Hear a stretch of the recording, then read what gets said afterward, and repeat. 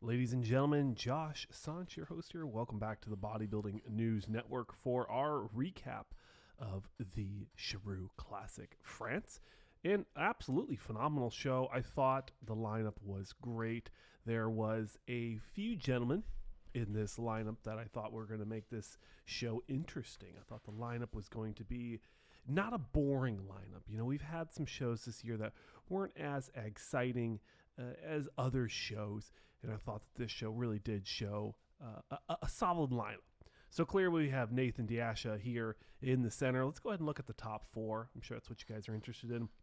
Nathan Asha in the blue trunks, Tim Boudishine in the red, and we have Roman Fritz on the left in the blue, and we have Theo Leguerrier in the, what do you call that, blue, purple? Something like that, one of those colors.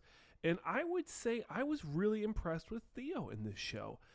For, I would say, a long time now, I've said that Theo needs to work on putting more size on to be more competitive, to be more compared, better compared to these competitors. But looking at him side by side with Nathan Asha, I'd say that he held his own.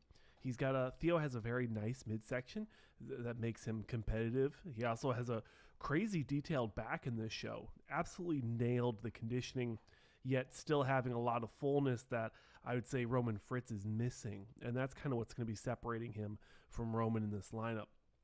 Now, sticking with Theo Leguerrier, as he did play second here, I want to really just highlight, where do you think Theo needs to improve?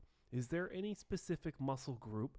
Is there any specific pose that Theo needs to improve upon for him to be more competitive in another lineup? Now, we do have the Legion Sports Festival, and we also have the Olympus Pro Show in Italy. So there are 2 Olympia qualifier shows left, I do believe. And those ones are coming up in the next 2 weeks. And it's going to be interesting to see if Theo's going to try jumping into any of those. He has, for the last few shows, slowly creeped up in placings from, I believe it was 5th to 4th, or was it 6th to 4th, and then now he placed 2nd. And you could say that the trajectory, I can never say that word, right, is that he could win a show this year and get into the Olympia. He is by far one of my favorite competitors when you look at posing, when you look at symmetry. But again, I go back to that question. Let me know down below. Is there anything that Theo specifically needs to improve upon to make himself more competitive to win another show? He has won a show before in the past, so saying that he can't win shows is not accurate.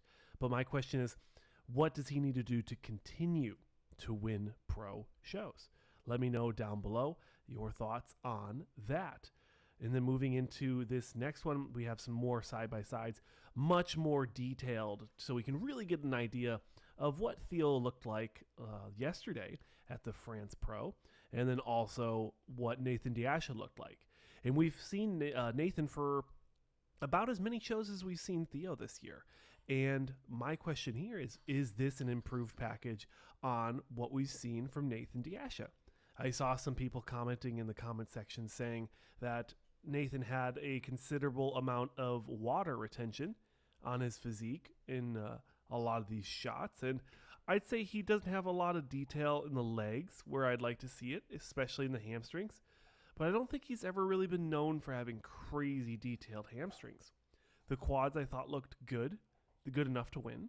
And the midsection seems to always be fairly tight for him, and I didn't see any problems there. I'd say that the lighting was a little bit too dark, where it kind of bled out some of these other physiques.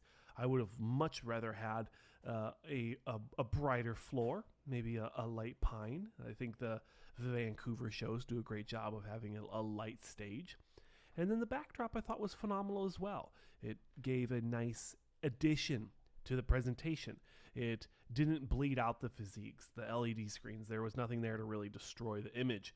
Whereas in other shows, as we switch over here to the young up-and-coming Brazilian bodybuilder, I thought he did a phenomenal job here, and I expect to see him continue to impress people. He didn't place where I thought he could, but Leandro Perez is going to be sitting here comparing with Nathan Asha.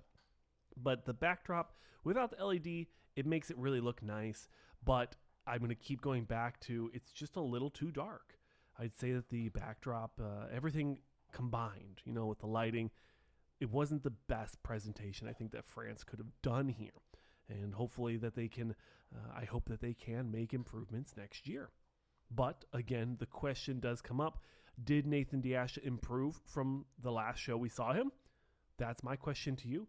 Also, this Perez guy, what does he need to do to improve his physique? Or what does he need to do besides, clearly, maybe put a little bit more muscle on?